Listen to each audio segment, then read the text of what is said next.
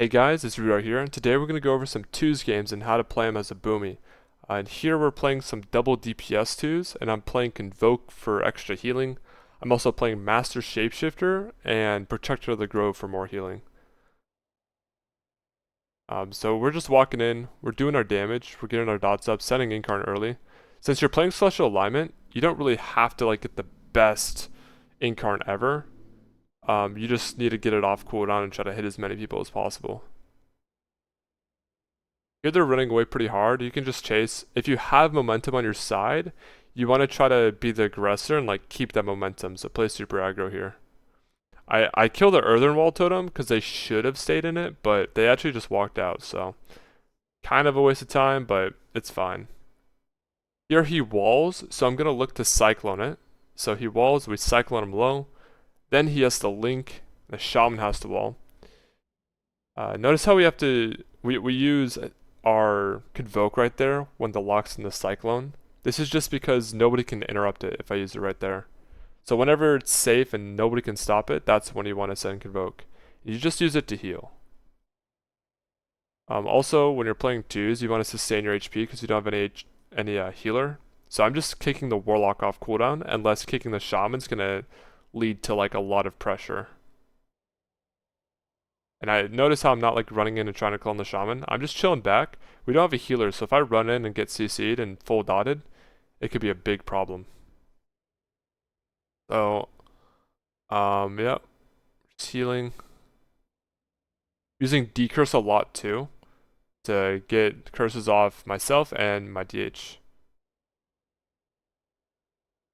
The clone. See how this is finally where we clone the Shaman, but it's when we have the double stun, we have the cross CC, there's no way they can stop it. I'm not going for any big plays for a Cyclone. I'm just going for it when it's impossible to miss. Otherwise, I'm just chilling here, doing damage, supporting my DH, decursing off CD, and now we're keeping dots. And it's cool if I want to hit the Sham here and just line the Warlock, that's also fine. We don't have to tunnel anything down. Since we're so far ahead right now, I send Convoke here. I send it aggro and actually just kill the Shaman there, 100-0. So yeah, dude, they're 2100. I thought this team was 1500. Okay, that's actually good. This is good for the video. This is good for the content. So notice how I send Convoke aggro here. You almost never want to do this, but we're full HP and Shaman is a trinket. The lock probably could have kicked this actually, and it would have been really bad. Would have been really bad for our team, but when you have the momentum on your side, you can set it aggro. It's clear that look at their HP bars, look at our HP bars, healers at a full stun, kind of isolated here, no pets. So it's not a bad Convoke angle, but usually you're going to want to save that defensively. Let's find another game here. Go forward. All right, let's go over this one. So we're fighting Boomie Prez. Yeah, we're fighting Boomie Prez. So same talent build. We're not playing Decurse this time. Instead, we're playing Rake Stun, I'm pretty sure. We should be playing Rake Stun instead of Decurse. We don't fight a Lock or a Shaman. So he has Shrouds up. I can still root beam when he has Shrouds up. So if I want to, I could send that. But notice how we're kind of playing it just like the Avlock game. Since we don't have a healer on our team, we want to sustain our HP and kind of pocket heal our DH. So here we go for a root beam. This way we're kind of forcing the Boomie defensive on his offensive. So we want to try to either CC him, kill him, or line aside him. If we can't do either, then we're gonna die. And we're kind of dying right now because we couldn't CC him. We're in his line. So here I send my Convoke. I send it for heals. We top off here. And you'll notice when I use it, I shift out of Boomie form, and that's going to allow me to get primarily healing off. Here I clone the Boomie. I'm looking to heal off, try to recover. Get a lot of heals here. I feel like double DPS could actually be played to a really high rated too in 2's. You can play it to pretty insane rating because of how much healing Boomie can do. We clone the commune right there, so the Boomie doesn't get heals. The healer has to trinket that. And notice a lot of the clones are set up. I'm never going for a clone on the healer unless it's completely free. I'm only going for the free clones, and then I'm line of sighting, just pocket healing here. I've already used my Heart of the Wild, so now we're a little bit low on defensive cooldowns. Could be a little bit scared. The best way to not die though is to just make the Boomie go bear form and like scare him a bunch. Here we just cover the Boomie by beaming him while we go this healer, but I think it's actually not that great that we went the healer there. I think just going the Boomie and staying further ahead is probably a better play. Here we invoke. I'm actually using this aggro right here because we need to like get our momentum back really badly. We can't. If everybody's at full HP, we're probably going to be the ones dying. We need to have like an HP advantage by a lot usually, or CD advantage. Okay. Yeah, so at this point, our DH has a stun, I have a bash, we could probably send it here. The only issue is that they have nullifying shrouds up, so we're kind of waiting a little bit so I can like get a root beam off. So here our root beam as the Boomie gets low. Notice how I didn't root beam when both targets were full HP. If I did that, it would probably break and the Boomie would be like 70% as he's coming out. And here we just chase him down. We're just casting on him. We take him out. They have no... The Evoker just got its trinket back. We take him out. But notice how I'm like root beaming once we already have like some momentum. I think this game is just a loss. Yeah, we just lose this game. So I'm just gonna go next. This is like probably the hardest matchup you're gonna fight as Boomie if you're playing double DPS. Unless you have a mage on your team, it's really hard to beat DHH Priest. Go to the next one. Yeah, we got a warrior here. You'll fight a lot of warriors in 2's usually. Okay. So we're going to get dots out. We're backing up. We're trying to bait the healer off of the pillar. So if the warrior gets stunned, we can look for a clone. And we're just kind of kiting him out. We meld the Stormbolt. And we're stampeding Roar right away. This allows me to start moving my character, getting CC, doing damage, all on the run. Stampeding Roar is like your best defensive cooldown. Because like my HP is just full now. Here I send Convoke aggro.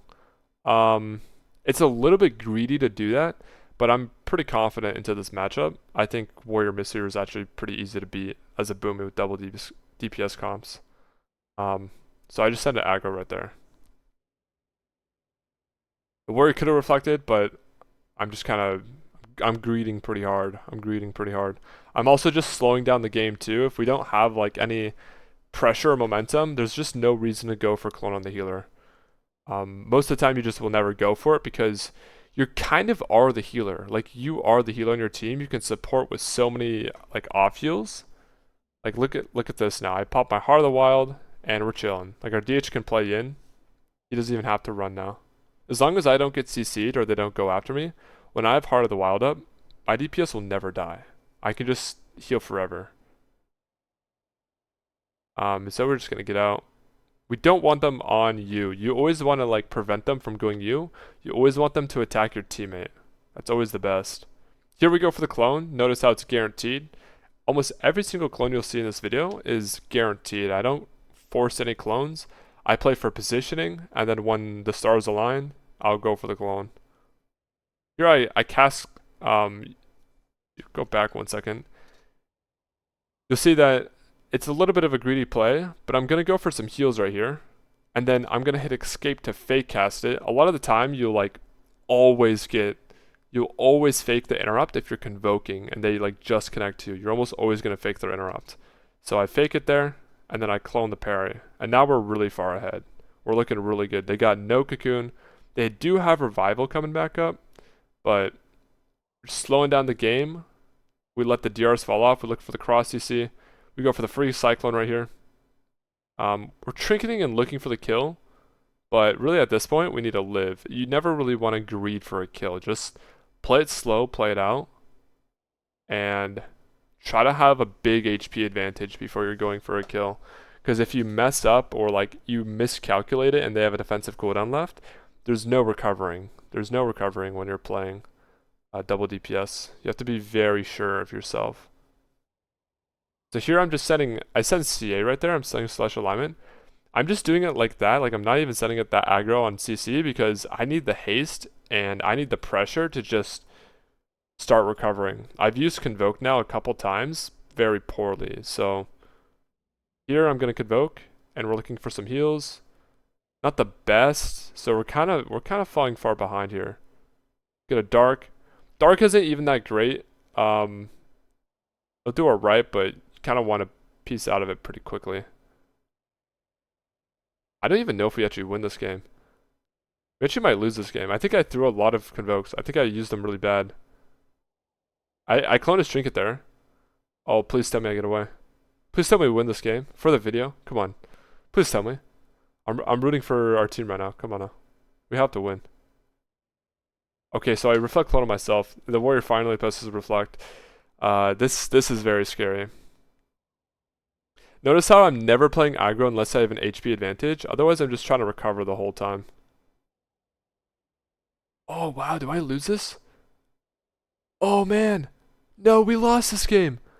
Okay. Well, we might not have won that game, but if I were to use Convoke better and I wasn't being so greedy and sending an aggro, we 100% would never lose this game. And I would be able to play much more aggressive because I would have the HP to do so.